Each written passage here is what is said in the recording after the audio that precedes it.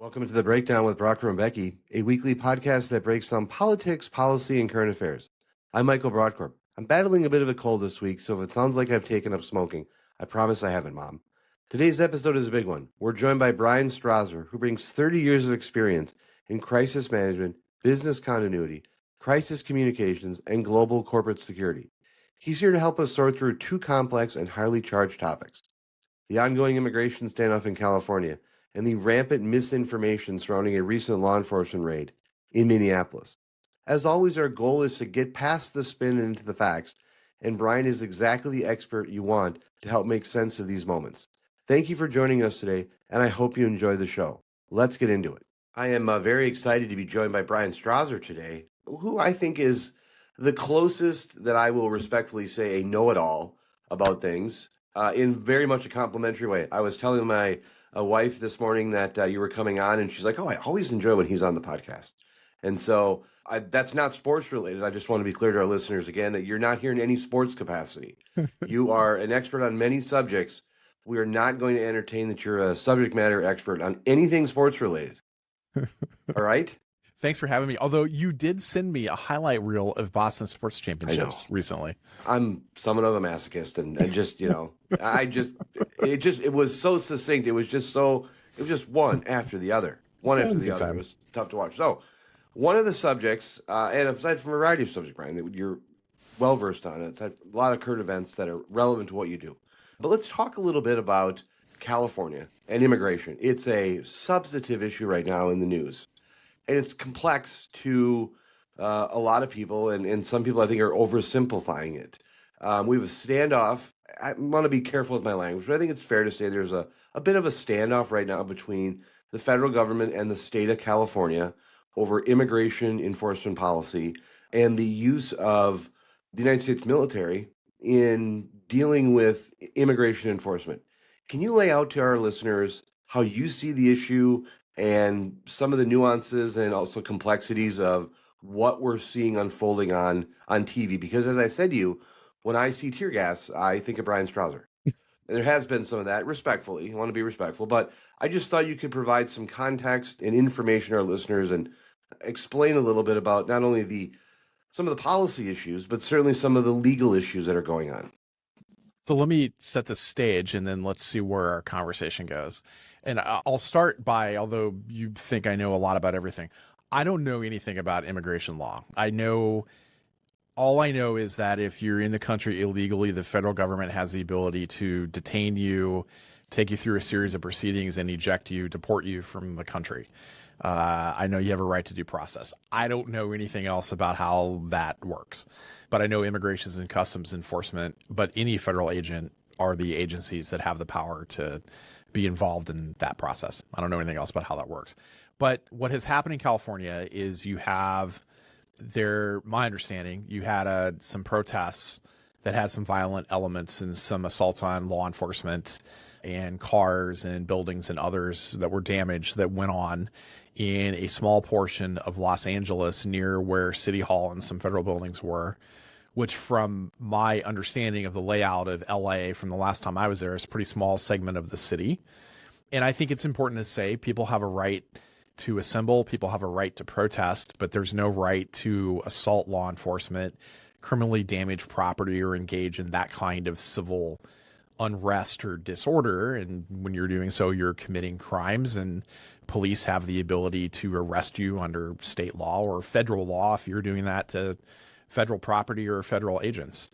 President Trump activated the elements of the California National Guard onto federal active duty, using a federal statute to that effect. The statute that he used, and we can talk more about this in a minute, but he issued a proclamation, as he's required to do, and he used a law called 10 United States Code 12406, which allows the president to call into service a state national guard to protect federal property and federal agents. So activated 2,000 California National Guardsmen, and then later activated 2,000 more, is my understanding. How unusual is that that's done? That's happened before. I don't actually know the last time that particular law was used, but it's been used before. And it has other clauses in there for that to happen. The law that I expected the president to use is the Insurrection Act, which allows the president to activate National Guard, Reserve, and active duty units for various purposes related to civil unrest or rebellion inside of the United States. That's been used a number of times, most recently in 1992 with the riots following the acquittal of the LAPD officers in the beating of Rodney King. Correct. And we sent active duty military and National Guard into the city of Los Angeles under an active duty commander using the Insurrection Act. But to date, he has not imposed the Insurrection Act. You have a good understanding of the layers of in a crisis, law enforcement and other type of emergency responses and other type of things. Can you discuss a little the overlay between state and federal, how they work in cooperation or sometimes in conflict in situations like this? Yeah. So, I mean, this one's a little unusual. So and I'm going to say this, I want you to exclude Washington, D.C. from this because D.C. is a federal district and everything there is weird. But let's put this in the context of and everything's there weird in a number of ways. I'll stipulate to that. But let's put this in context of the 2020 civil unrest we experienced here in Minnesota after the murder of George Floyd, right? We had pretty widespread civil unrest that was a combination of protests and criminal rioting and looting that went on. The Minneapolis police in general were unable to contain that for a variety of reasons we can not get into here, whereas other departments were able to contain that fairly well. The governor eventually activates the Minnesota National Guard on state orders. He does not require presidential authority to do that. When they're activated on state orders, they can act as law enforcement, and there's no posse comitatus restriction under federal law, right? They're acting on state orders. They can act as law enforcement. They can detain under state law, and that's what Governor Walz did. So they're able to do a lot of things in terms of augmenting law enforcement, and they did. They helped quell the riot along with other law enforcement, state patrol, and others in that situation. That's all happening from a National Guard standpoint. Active duty military, not really involved. So what's happening in LA is different. You have the Guard activated on federal orders. They are under they're under a task force command under a 2-star Army Major General who ultimately reports to the theater commander, who is the commander of United States Northern Command. So just like any other active duty component operating within the United States or off the shores of the United States, they're part of U.S. Northern Command, who ultimately reports to the Secretary of Defense. So we have a multi-jurisdictional response to immigration matters going on in the state of California. Is that a correct way in which to describe it? I mean, it's a federal response. Yep. That's the best way I could describe it. The law enforcement response that is happening on the ground is under the control of the governor of California and the mayor of Los Angeles. Well, and you have the sheriff as well. Most of Los Angeles law enforcement is the sheriff's department, believe it or not. So you have the sheriff and you have LAPD under the mayor, and then you have the governor of California. In normal circumstances, you would have some kind of unified command on the ground. And I imagine professionally that is what is happening. I'm sure the military and the command staff at LAP and LA Sheriff are probably working together just fine. And the politicians are, out swinging their dicks around. Yep. So to speak. It's complicated though, because it's complicated from the politics of it, meaning that you have Gavin Newsom, the governor of California, who wants to be president. And you have then President Trump.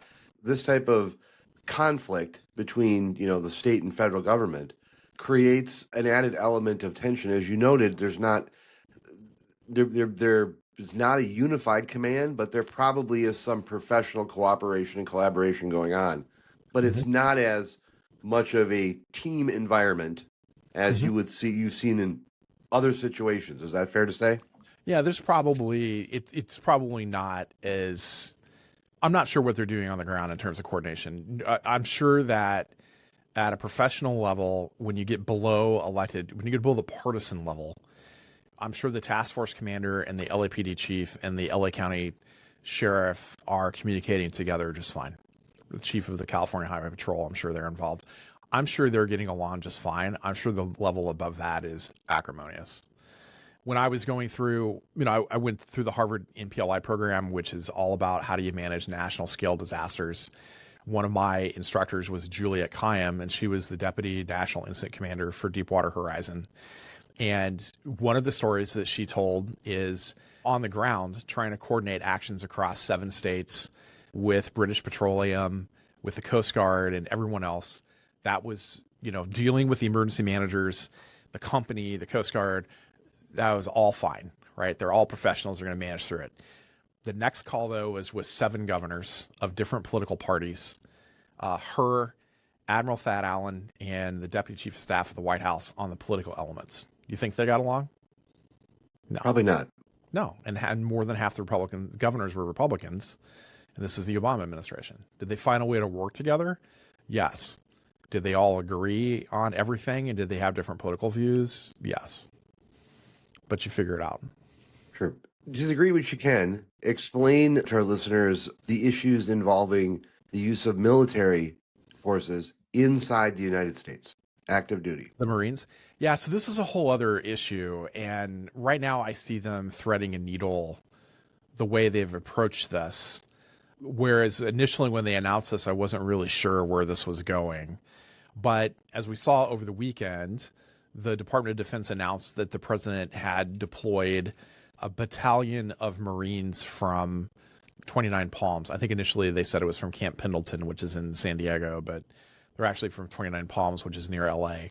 A battalion is about 700 Marines.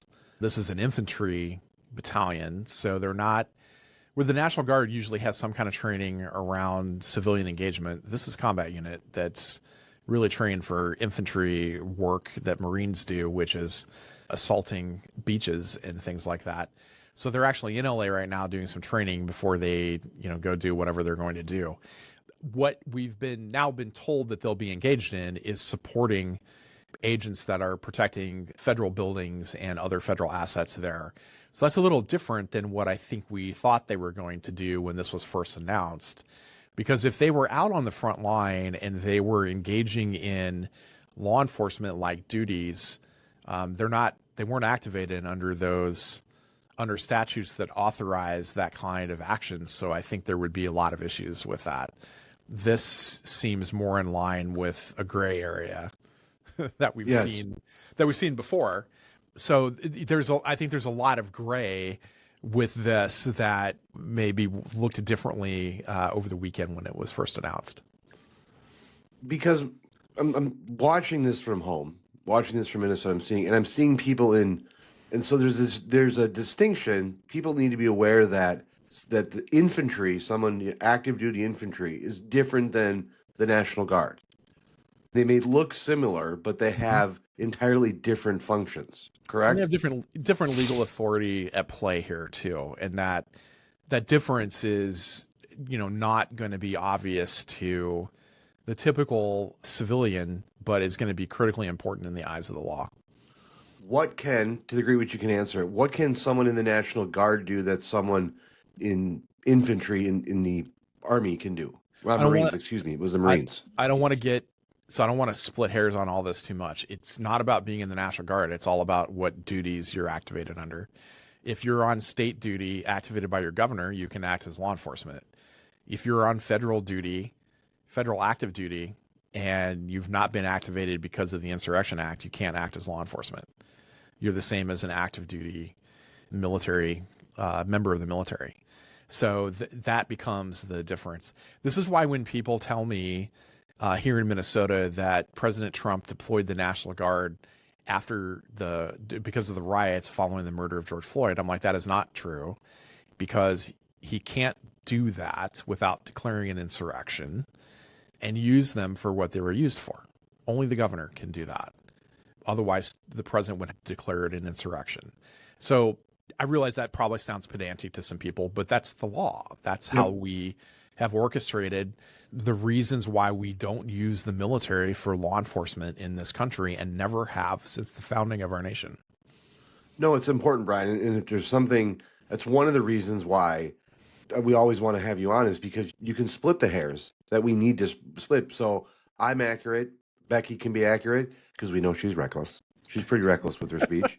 I'm just joking. But I certainly want to inform our listeners, and having you understand the distinction and the orders, it's not as easy as people make it out to be, because it's just confusing and to understand. And that's why having someone with your knowledge on here to explain what order they were sent there under, and that limits what they can do. It's just fascinating to understand the distinction, because it raises a number of issues. It does raise a number of legal issues. Where are we at now? I know that California and the federal government are, aside from the degree which they're working together, we hope that they are, but there is some legal issues surrounding this in the courts. Can you give our listeners a little bit of an understanding of where things are at? So California has sued the federal government in federal court in California over the activation of the California National Guard and then over the deployment of the Marine Battalion. They asked for an emergency restraining order or emergency injunction, whatever it was. They were denied last night by a federal judge. Now, the bar to obtain that is really high. They've set a briefing or a hearing, I think, for early next week, and they'll have this out in court and have an argument. Look, I just don't see that being successful. Explain why. Well, let me finish that statement, and then I'll explain why. They might, I don't know what judge they drew. They might draw a judge that takes a different view of this, and maybe they'll win initially. They're going to lose on appeal. The reason I say that is the Constitution gives the president extremely broad Article 2 powers as a commander-in-chief, and I just don't see a court siding with a governor over this, regardless of the set of facts on the ground. I just don't see that happening. I don't even see the Ninth Circuit, where California is, which tilts a little bit to the left. I don't see them agreeing with that point of view. I just don't see a path there for California to win. To our listeners, legal issues between states and the federal government are somewhat common, correct? Not at all uncommon, no. Why would to what degree you can offer some insight into this, why would a governor sue? I mean, why would Newsom sue in this matter? What would be that's his only overreach? That's his only way of trying to stop it. But also politically, he wants to be viewed as the champion fighting Donald Trump, right?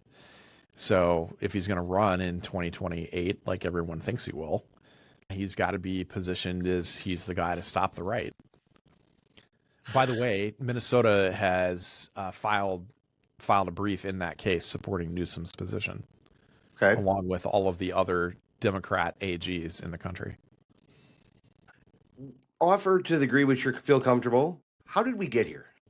Do you feel comfortable answering a how we got here type question on general immigration issues? Because, I think that immigration, I'm 51 years old, and I don't think the immigration problem in this country has gotten better since all the time I've been alive. Immigration is a complicated issue, and I think it's really ramped up in the last year or so. It was a centerpiece issue in the 2024 campaign. But how do we get here, and where do you think, looking ahead in your crystal ball a little bit, how do you think this gets resolved? Well, I think you were involved in politics at a younger age than I was. But I remember when George W. Bush was running for office, proposing and talking about comprehensive changes to how we thought about immigration. It was comprehensive immigration reform, right? I think is how he talked about that. I think we even got to the point we were debating language in committee on bills. The problem is, I think nobody wants to solve it. We just want to fight about it. And so I go back to, Bruno on the West Wing, that you don't want to solve the problem. You want the issue, because the issue will help you in the election. So don't fix it. Yeah, I would agree. I think that's part of it. Yeah, and I would agree with you. I think that, and I said this earlier to a reporter I spoke with, I think that immigration is as galvanizing or as energizing of an issue to the right in some ways that abortionist Democrats on the left. Yeah. And it's a great way in which to, particularly coming into congressional elections, stoking, getting the political right, a bit energized coming in, because historically it's going to be a tough election for the incumbent president. Mhm. And there's a tight tight majority by Republicans in the House. And so Yeah. this issue flaring up may in some ways help congressional Republicans. But I think I think the other part of this, like, how did we get to this particular conflict? I think you have to go back to Trump's first term and watch his response to 2020, when we had civil unrest in many cities across the country, including in DC. Trump fired his Secretary of Defense, Mark Esper, because Mark Esper didn't want to shoot protesters. Oof. Right? So now we're in a situation where we have civil unrest, and the president is the one, in my opinion, escalating here, in both his rhetoric around what is happening on the ground and in activating the Guard and then sending active duty Marines here. I think there's also, I know we're going to talk a little about disinformation. There's a whole slew of disinformation going on about what's happening in California, to the point I got a call from friends who were traveling to LA later this week and are like, is it safe for me to go to LA? And I'm like, well, where are you going? And they were literally going to Beverly Hills. I'm like, yes, you're fine. Not Like, are Beverly you Hills. sure? I'm like, look at a map and look at where this is and look at where you're going, and you're not going to be anywhere near there. You'll be fine. But I have people telling me that are intelligent, well-informed people, that that LA is burning, and that the entire city is in open rebellion against the government of the United States, and we need to put it down with overwhelming force. And I'm like, that is not what is happening out there. I'm not saying there's not people in danger, that there's not violence, that there's not an issue here, but it's not that. So your perspective, just from an analysis standpoint, is that the response from the president may have been a bit too much. I think that we should consider whether or not his response has escalated the situation. Yep. That's a very fair question. It's a very fair point. It's a very fair point. One of the things that you're so good at, and it's why Becky and I love having you on, again, not for sports reasons, is your knowledge, your ability to split hairs, explain things to our listeners, explain things to Becky and I, and also your zest and passion for using social media and all of your platforms in a responsible way to share accurate and precise information.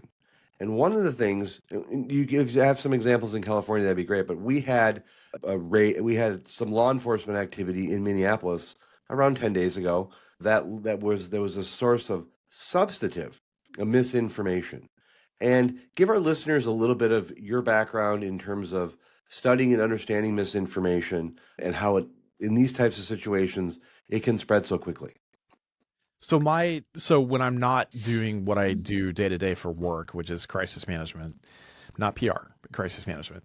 I'm a PhD student at Hamlin, previously at King's College London for my master's, and my research is on basically political discourse. I studied the American alt-right and Donald Trump, and how they use rhetoric to create their own conception of truth, and that includes disinformation and misinformation. I'm interested in how people manipulate the truth and create their own perception of what is and isn't true. And this works particularly well in a digital environment, social media, or other online communication, because a lot of people have created a bubble of people who only think generally the way that they think. And so if you insert something into that from a trusted friend, another member of that bubble who thinks like you are more likely to believe that. And so it spreads in that little ecosphere that you're in, even if it's entirely not true. So that's how some of that works. Yeah, okay. And that exists no matter if you're on the right or the left or some other weird community. It truly is a bipartisan, all around. It's certainly a problem that all sides have.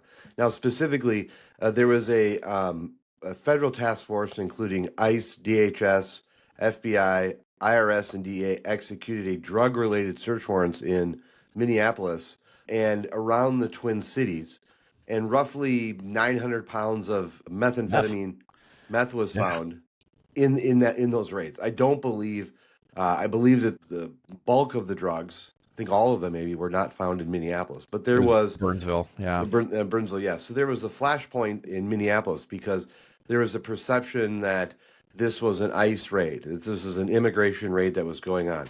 And it led to a riot. It led to protests. It led to civil unrest. I don't know what the correct term is. Oh, it was civil unrest. Yeah. Civil unrest. And people swarmed around Lake Street in really impeding the work that law enforcement was doing. And a lot of that was flared up by misinformation. I talk about some best practices that people can use in these types of situations to prevent the spread, their role in preventing and spreading misinformation.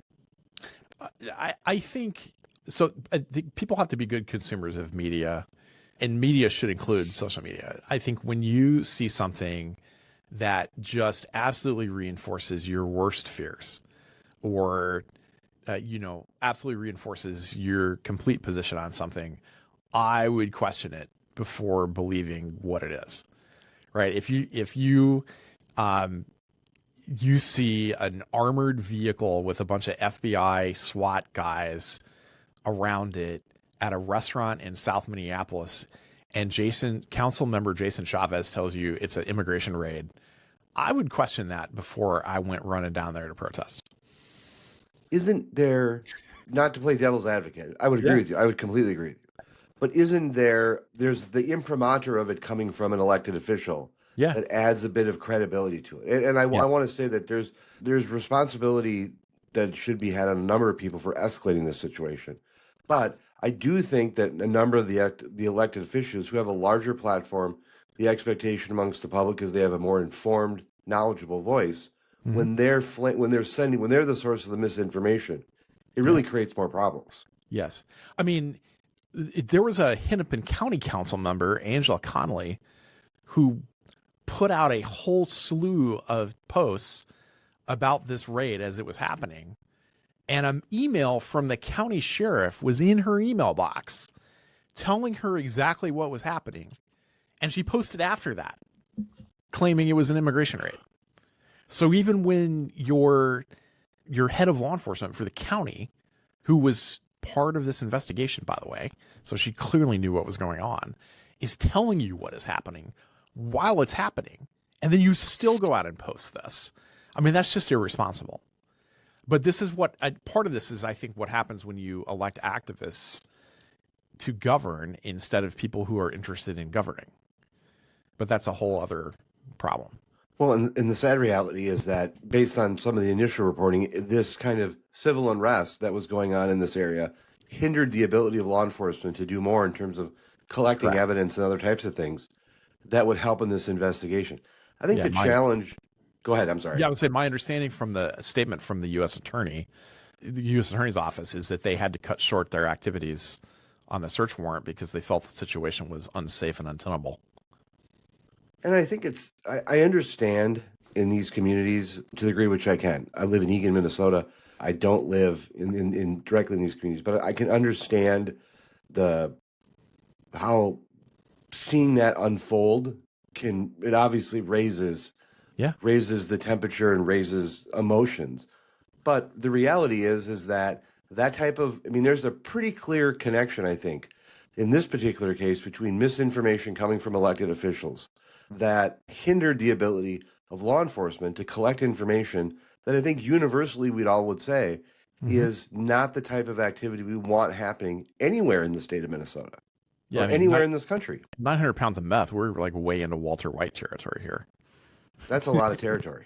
That's a lot. And I think the estimated street value of it was $22 to $25 million. Yeah, that's a pretty serious operation. The raid, I'm not, I worked in law enforcement for 2 years. We weren't doing meth raids with armored vehicles in small town Indiana, but I'm not an expert on whether or not that was conducted Did they create more of a scene than they should have? I don't know. I would predict if ICE did anything from a law enforcement perspective in Minneapolis, it's going to provoke a response.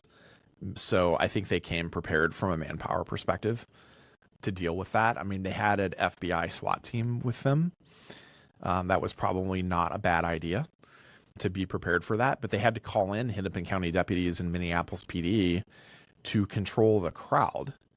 And the Minneapolis City Council is mad about Minneapolis PD being called in to control the crowd. That's a little ridiculous in my mind.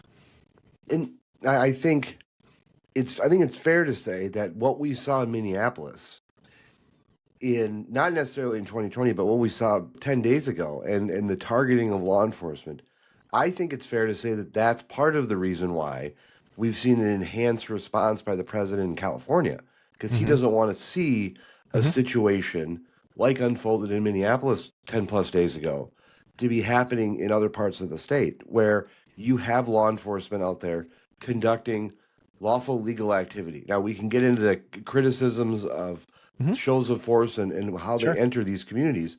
But the bottom line is, I'm not aware, and please correct me if I'm wrong, which I know you don't have a problem doing.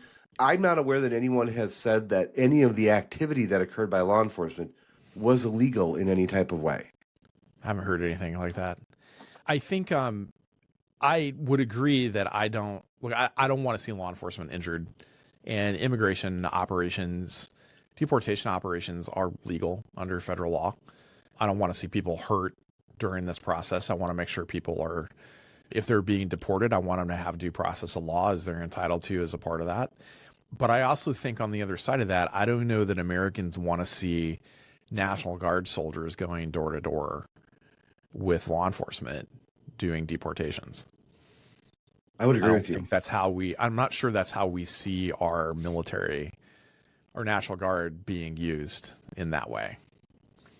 I would agree with you. I think that, I'm not to get in necessarily too much of the politics of it, but I have said previously this week and have been saying pretty consistently, this is one of the largest policy failures I think our country has ever had. There's not been a substantive approach to how we deal with this. And now it's just at a flashpoint where even drug raids and raids, these kind of complicated yet needed, justified, and responsible law enforcement activity are just become flashpoints. And I do think threaded that in a good way, which is laying that, maybe some of the response has been, I wouldn't say disproportionate, but maybe has inflamed the situation. There's just a little bit of diplomacy that could be done.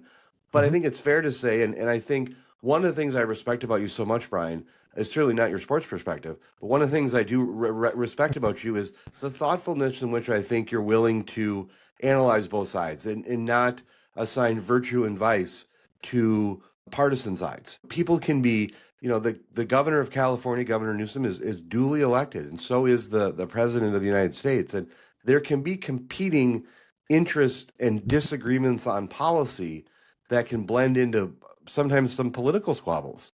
And I think that's what we're seeing, particularly in these kind of complex. I mean, this raid in Minneapolis, it was basically anything with an acronym. It was involved. It was ICE, it was DHS, it was FBI, IRS, and DEA. HSI. By the way, HSI. Say again. HSI. Don't forget HSI. That's right, HSI. Yes, and my dad, my late father, would love to know that there was IRS on the ground because he was a CPA and forensic accountant. He would have loved to have seen some FBI, IRS agents on the ground. Oh, yeah. But it's a complicated situation. Yeah, I think I mentioned to you when you had asked me to come on. One of my good friends for over a decade, he's now retired, but he was a Homeland Security Investigations Special Agent, HSI agent.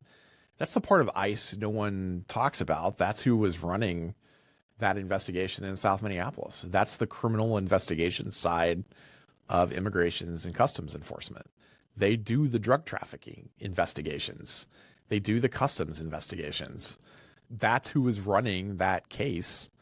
That's the investigative arm of ICE. Ray worked at ICE for 30 some years, never did a single immigration case. It's not what he did. He was a criminal investigator.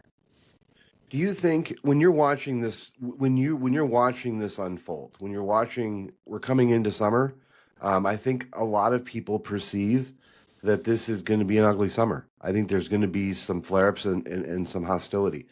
What do you think the off ramp is? And maybe put on policy, political hat a little bit, or just what's the off ramp for this situation in your perspective to cool down a bit? What do you think needs to happen for elected officials on both sides to not spread misinformation so this can be done in a better way? What's the off ramp for some of the hostility and emotion that's going on right now? Or is there one? I don't know if there is one, Michael. Let me. So look, here's the challenge on the left right now.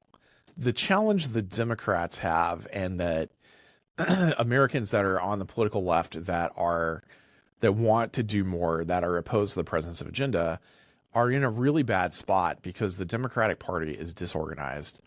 They're demoralized. They have no clear message. They have no clear path. The best thing they have going for them is traditionally in an off year at the midterms, they pick up seats. But they're so disorganized and so lack a message. And their leadership is such a hot mess between Schumer and Jeffries nationally. And this whole mess the DNC is having between Ken Martin and David Hogg, and now Hogg's out. And I mean, I don't know what's going on there. So they want their leaders to fight more. The leaders can't figure out how to fight. They can't figure out a winning message. People are taking the streets to protest. The immigration stuff is heating up. I don't know what the path there is other than there's going to be more protesting.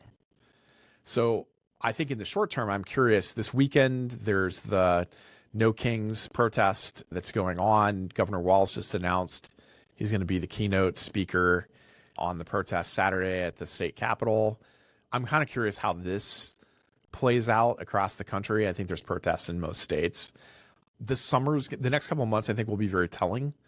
How many protests we see, how long, what's the sustainable energy around that. But protests don't win elections. How does that translate to what happens next year? That's where I think the Democrats are right now. I don't think they're in a very good place. No, I would agree. I think this is a challenging issue for them because I think that, not to bring too much partisanship into this but I think that most Americans understand that the immigration isn't working in this country, and there needs to be some balance on how it's dealt with. But it is such a polarizing issue right now that sometimes it really complicates the ability for it to get solved. I'm hoping we're not coming into an ugly summer.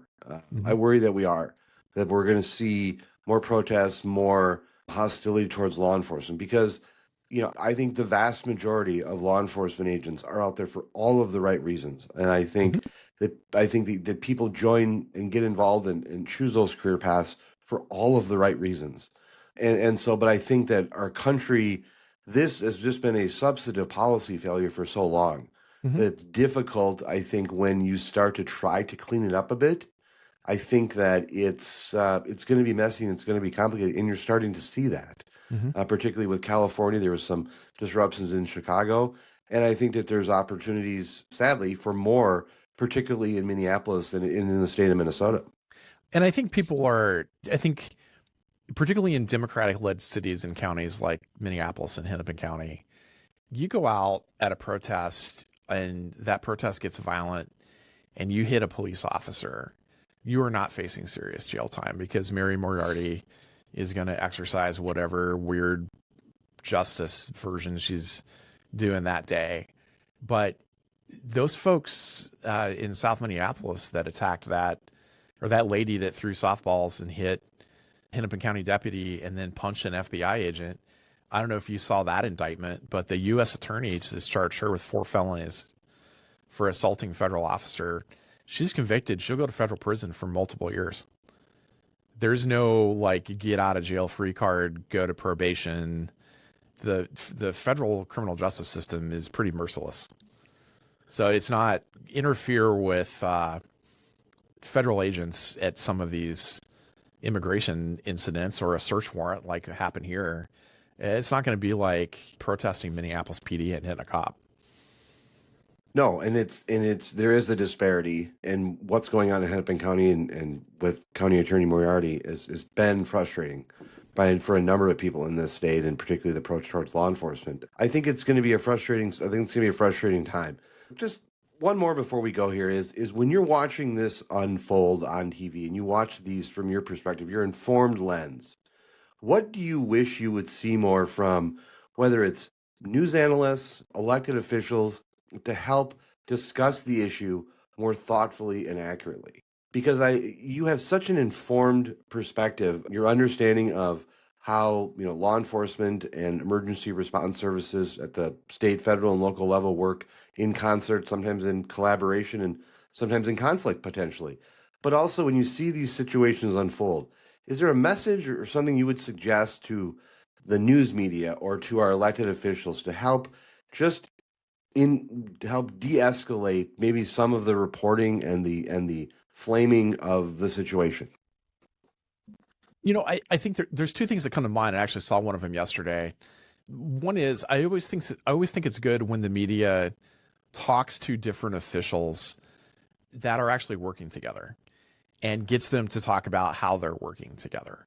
I'm not saying they've got to tell a false narrative, but like talk to the LAPD chief, talk to the county sheriff, talk to the 2-star on the ground or whoever's running the show for him on the ground there in LA, and show how they're all interacting and working together to keep people safe.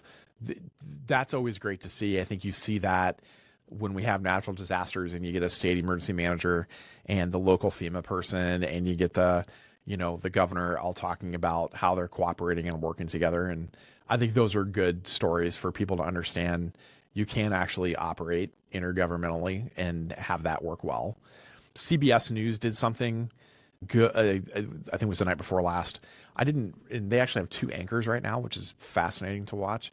But they had the one anchor was stayed in New York. The other anchor went out to LA, and the LA anchor actually showed LA at a distance above the city and actually put it all into perspective. Like, here's the whole city. Here's where all of this is happening, and put it in perspective that it wasn't the whole city on fire, right? Like, here is the zone in which all of this is going on. And I think help put that in perspective for people that maybe have never been to LA. And again, I'm not minimizing that this isn't a big deal, but a lot of folks think that the whole city is rioting right now, and that's not accurate. Yes, and explaining it to my children and family members and discussing it, I did have to put some in context then, because we're in this attention economy, this attention perspective with everything on social media and everything you're seeing in the news is generally it brings out what can get the most clicks and most attention, and you sometimes lose perspective on what the scale of this is. And again, we're great in pointing out not to diminish anything, but the scale of it is something of note. I want to just ask, just in closing here, let's go back to the elected officials. If you're an elected official and you were spreading some misinformation related to this, do you have a message for them about what their best practices could be? Because I don't, not from a lecturing standpoint, but just, Bryan, I truly believe one of the things that you provide is just a calm perspective and a logical perspective on how to not spread information in such a inaccurate way. And it's so important because one of the reasons, again, I wanted to talk to you is because we've had you on to talk about misinformation, about FEMA and other things, and we talked about some of the work you've done in your academic work about the spread of misinformation. But social media, coming from elected officials, and the spread of it really had an impact on what occurred in Minneapolis. And my compliments to the local media for revisiting it and where it went wrong. But for those that aren't going to read those articles or dial down, what advice would you have to the elected officials about what they could do to help spread accurate information and not spread misinformation? Just stop. You told me not to lecture. Go right ahead. I think just wait for facts, or say that you're waiting for facts, or say, hey, I'm aware this is going on. I know it looks bad. I've called the sheriff. I called the chief of police. As soon as I know something, I'll report. Or, hey, I'm going down. I think it's okay I think it's totally performative to show up But if that's your shtick, I'm going to go down there and find out what's going on. Well, fine. Just go down there and find out what's going on. But like, don't get in the way. If Yeah. that's what you need to do. I mean, I think that's totally inappropriate to show up at a scene. I mean, the first thing FEMA administrators tell new presidents is don't go to the freaking disaster scene until I tell you I'm ready for you to go to the disaster scene, because you'll wreck everything that's going on because of your security.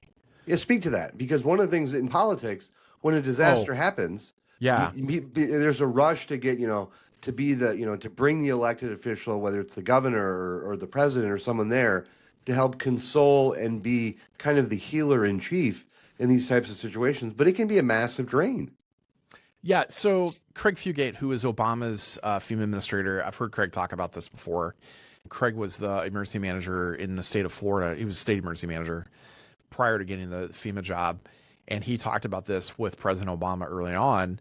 And Craig's comment to him was, I had to manage pretty egotistical governors with hurricane scenes. And he goes, the deal is, you come when I tell you I'm ready to have you at the scene. But I know it's important for visibility for you to come here. It's important that people see you here. It's important that you thank people that are coming here, that are here working hard 20 hours a day to help people here on the ground. But as president, you bring a massive security apparatus that disrupts everything. So I need you to wait until I tell you it's the time to come. And so they worked that out together. I think you saw that Obama didn't come to a hurricane zone until 5 or 7 days after, when Craig told him it was time to come. Yeah. And partisans on both sides like to make issues out of that. If somebody comes too soon, they'll criticize them. If they come too late, where have they been? They don't care. Yeah, I mean, I think it's different in the modern era. I think it's different because the president's got such communication capability from wherever they're at. I just don't think it. I personally don't get too wrapped up in that. I think it's different as a governor. You're not that disruptive at a scene. I mean, Pawlenty showing up at the 35W bridge collapse, I'm sure he was there the same day. I don't actually know, but like I can't see how that would disrupt anything. Yeah. But the president's a different story. The other thing I would say, and I think it's important to note, is, and I've said this before, I'm always curious when loud people suddenly become quiet. And many of the loud voices that were spreading information last week, or a couple, 10 plus days ago in Minneapolis, got awful quiet. Mistakes happen, and nobody's made more mistakes than probably me today. I make mistakes all the time, and on social media, you got to be careful. I think we have to create the environment also, Bryan, where people can acknowledge, like, hey, I sent this out, wasn't accurate, I'm going to do better going forward. I think we need to create that type of environment. But it's pretty clear that misinformation had a substantive role in the ability of that multi-jurisdictional law enforcement activity to conduct itself to the effectiveness to which it wanted to. I think, and actually now that I think about this, I think the other problem here, I think they're getting better at this. One of the challenges, this is a federal law enforcement problem. The federal law enforcement agencies and the U.S. attorney's offices and DOJ for many, many, many decades have had a policy of not commenting on ongoing criminal investigations until they issue indictments. And generally, DOJ's approach has been, we speak through our court filings. So they'll make a press release when they file charges, and they won't speak again until the trial is over and they've won their conviction, and then they'll talk. I don't think that's going to work in the modern era. And I think they're slowly learning that. And I hate to give credit to these two guys because I can't stand them, but Kash Patel and Don Batingo, I don't really know how to pronounce his last name, current director and deputy director of the FBI, are much more media savvy because that's the world they came from. They understand this better than previous directors and leadership at the FBI. And I think they've done a better job of communicating those kind of things. And I think the federal law enforcement and DOJ are going to have to get more open about that. Bryan, I want to be respectful of your time and just want to say thank you so much for making time and coming on. You are so well respected in so many ways in this state of Minnesota and then nationally. And you're someone that Becky and I have relied on so many times for just your insights, your clarity, your thoughtful perspective on unpacking these issues. And we're so appreciative and grateful of your time and look to have you on again in the future. Again, I just want to remind our listeners, when I see tear gas and I'm being respectful, I think of Bryan and my disaster response plan that I've set up for my family is just to race to Bryan's house. If stuff goes down here in Minnesota, my family, we're just racing to Bryan's house. We're evacuating, and I'm not telling you where we're going, but Well, it's a just leave defensible a note where position. you're going to be because that's my plan. But in all seriousness, just thank you. You are particularly on social media, Bryan, where it's such a you have such a good tenor and perspective and voice, and in that kind of that entire world of misinformation, you are just in every day that we go on. You're such a good source of information and how to deal with this stuff, and I just want to compliment you for your approach, your willingness to come on, and your receptiveness and just your engagement. It's really appreciated. All right, sir. I appreciate that. And in the spirit of combating disinformation, I do want to point out what's going on in LA criminally is not okay, but everyone has a right to protest. Everyone has a right to free speech. Everyone has a right to assemble. People that are in this country illegally should probably get deported. Those are all things I believe, and don't misinterpret or manipulate things I said here. Not you, but others who would do so. Absolutely. Thanks for having me on. It's always a pleasure. We hope to have you on again soon. All right. Thanks, Michael. I want to thank you for listening to this episode of The Breakdown with Brodkorb and Becky. We know you have a lot of podcast options out there, and we're truly grateful you chose to spend your time with us. Before you go, show some love for your favorite podcast by leaving us a review on Apple Podcasts or wherever you listen. You can also follow us on our website and across all social media at BBBreakPod. The Breakdown with Brodkorb and Becky will be back next week. Until then, thank you for tuning in. We appreciate you flying with us through the world of politics and current affairs. Have a great weekend.